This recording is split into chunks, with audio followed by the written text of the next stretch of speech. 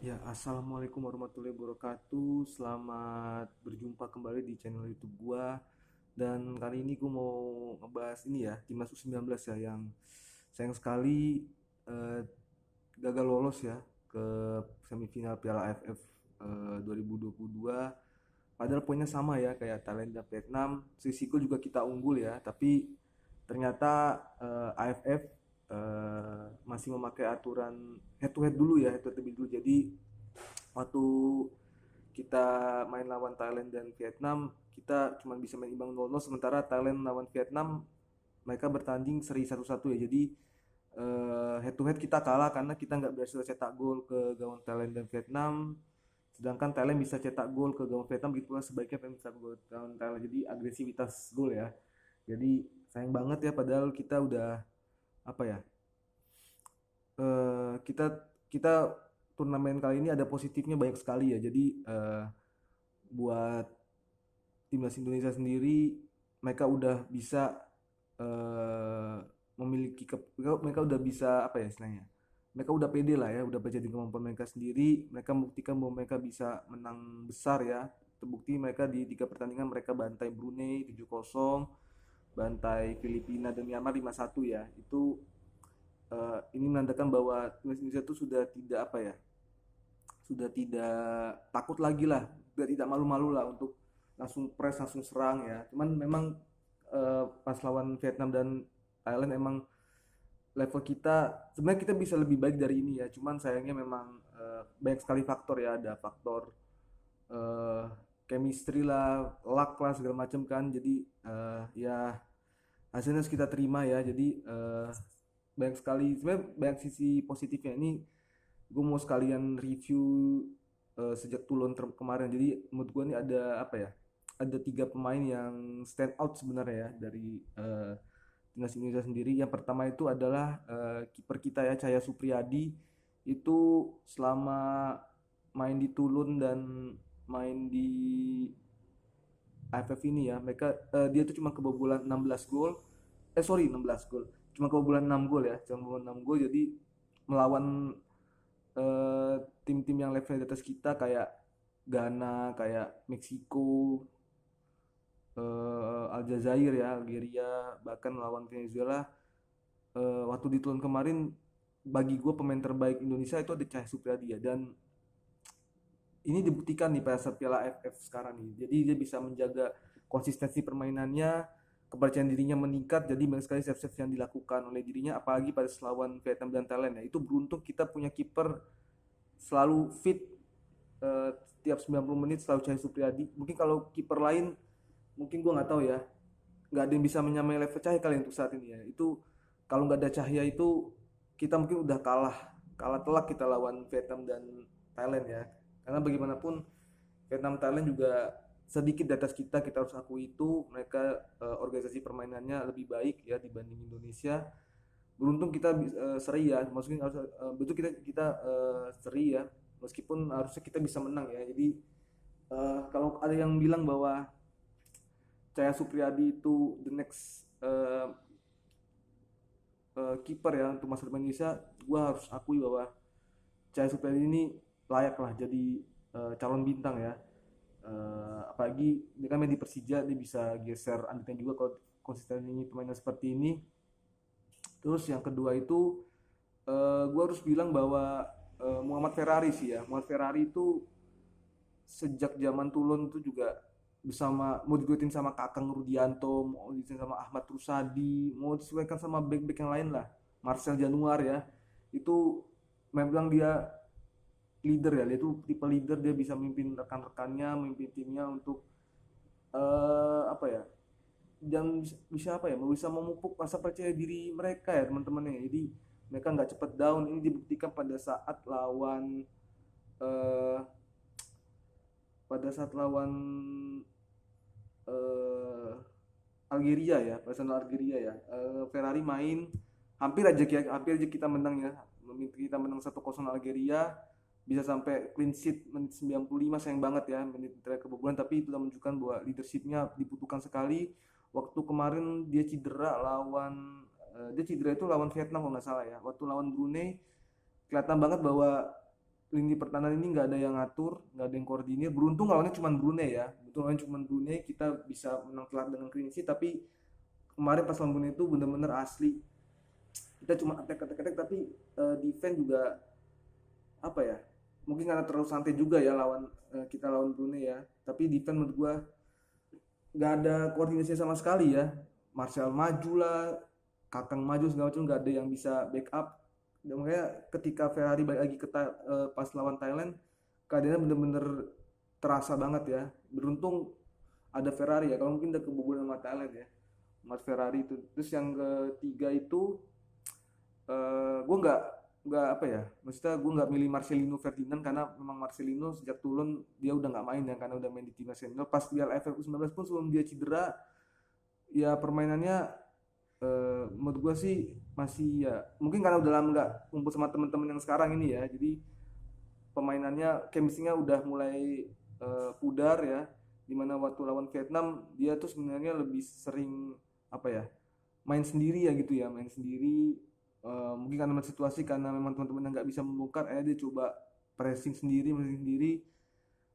Sebenarnya pemain ini tuh bisa potensial jadi andalan, cuman gue nggak melihat Marcelino bersinar dari AFF 19 kali ini. Striker-striker juga kayak Hoki, kayak Rabani, kayak apa Kuate juga menurut gue nggak gitu impress karena mereka nggak bisa konsisten ya ketika lawan yang lain.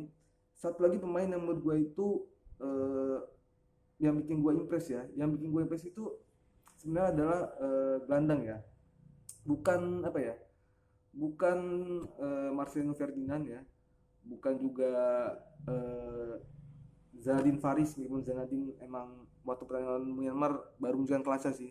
Tapi sebenarnya yang menurut gua tuh yang uh, memilih yang menurut gua tuh bisa apa ya, yang gue pilih sebagai orang ketiga ini terbaik sejak zaman turun juga udah konsisten, itu adalah Rafli Asrul ya. Rafli Asrul itu memang memang dia jarang main ya, memang dia jarang main Rafli Asrul, tapi sekalinya dia main dia benar-benar bisa memimpin lini tengah loh. Waktu kelihatan banget waktu lawan Venezuela ya, di Toulon, Rafli Asrul di babak pertama dia holding the ball terus, dia atur tempo segala macem, kita bisa nahan imbang 0-0 lah di babak pertama Venezuela. Pas Rafli Asrul babak kedua langsung kelihatan nggak ada playmakernya sama sekali, timpang, akhirnya kita kebobolan Venezuela. Begitu pula pas di Piala AFF ya, Piala AFF itu juga Rafli itu memang mungkin kehadirannya singkat, kami mungkin ganti pemain lain atau gimana, tapi kadang benar-benar terasa buat keeping the ball, buat holding the ball ya. Jadi kalau Marcelo kan lebih ke attacking ya, nah ini lebih ke sentralnya, kadang suka melebar juga wide, tapi pemain ini sebenarnya underrated, jadi perannya itu sebenarnya nggak terlalu kelihatan, tapi kalau misalkan lu cermati lagi, ini pemain tuh punya efek yang luar biasa lah buat timnas Indonesia ya. Apalagi dia kemarin abis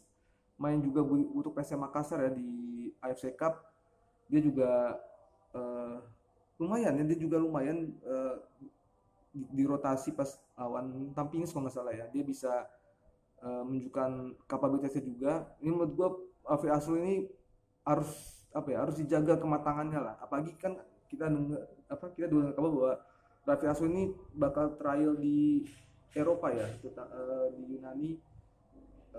Semoga aja kejadian, dan semoga aja kalau misalkan Rafli benar-benar ke Yunani bisa membawa ilmu lah, banyak ilmu yang dia dapat dan bisa membuat dia lebih matang lagi sebagai pemain kedepannya. Jadi ada tiga tuh, ada Cahaya Supriyadi, ada Muhammad Ferrari, dan Raffi Asrul. Sisanya menurut gue apa ya, nggak begitu buruk mainnya, masuk Marcelino dan striker tadi, tapi kurang konsisten aja. Ini harus diperbaiki nih menjelang eh, kualifikasi Piala Asia U19 ya.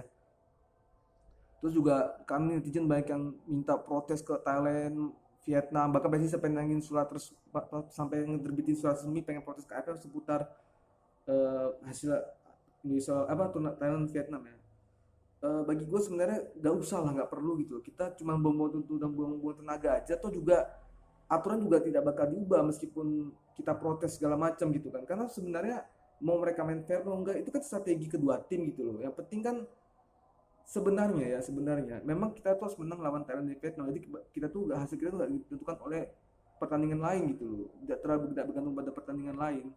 Kalau misalkan memang kita punya kemampuan, kita punya kapabilitas untuk menangkan sebuah pertandingan, ya udah kita harus fight, struggle, kita harus semaksimal mungkin mencari gol gitu loh, jangan cuma mengharapkan hasil pertandingan lain gitu loh. Ya memang mungkin kelas kita masih sedikit di bawah Vietnam dan Thailand saat ini, tapi kan nggak, jadikan ini sebagai pelajaran ya, sebagai pelajaran bahwa kita harus meningkatkan level kita, step up lebih tinggi lagi.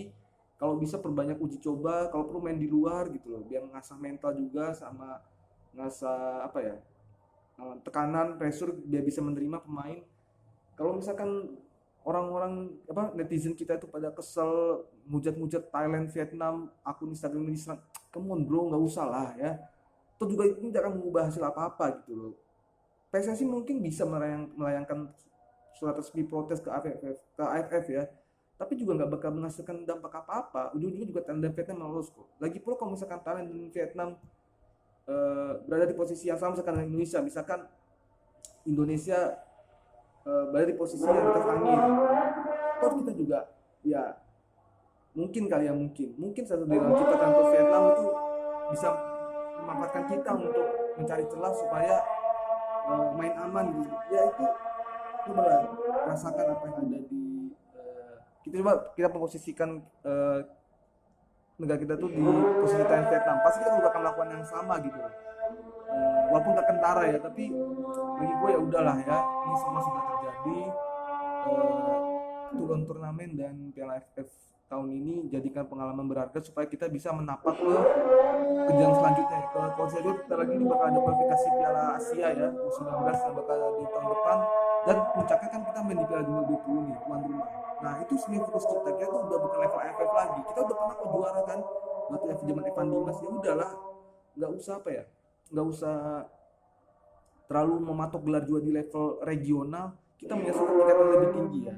Ini pemain kayak yang sekarang ini harus benar-benar dibina, dilatih sedemikian rupa supaya mereka bisa naik level ke tingkat dunia ya. Ya tingkat Asia dulu lah ya, tingkat benua dulu. Kalau udah tingkat dunia, tingkat benua udah tingkat dunia, jadi kita nggak usah lagi mikir hal yang kecil gitu kayak Thailand gitu. Ya udah, Thailand kita mau main fair play nggak fair play, kita nggak usah menghujat di Instagram, kita nggak usah ngejek-ngejek mereka, kita juga nggak usah lah melayangkan surat tersebut macam-macam.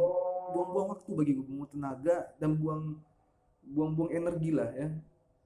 Dan apa ya, kita nanti bakal menandakan bahwa kita ini adalah netizen yang tidak bisa menerima kekalahan, netizen yang apa ya, yang mental tarkam lah, netizen yang egois, mau menang sendiri. Ya udahlah, nggak usah ya, itu nanti presiden buruk lah untuk presiden buruk bagi kita ya, untuk di mata apa di level dunia ya. Oke, itu dulu video dari gua. Terima kasih sudah menonton. Jangan lupa untuk selalu share dan subscribe. Kita doakan ya semoga perjalanan terus di sini ke depannya semakin baik dan mereka bisa mencapai performance di Piala Dunia U20 tahun depan. Oke, ya dulu. Assalamualaikum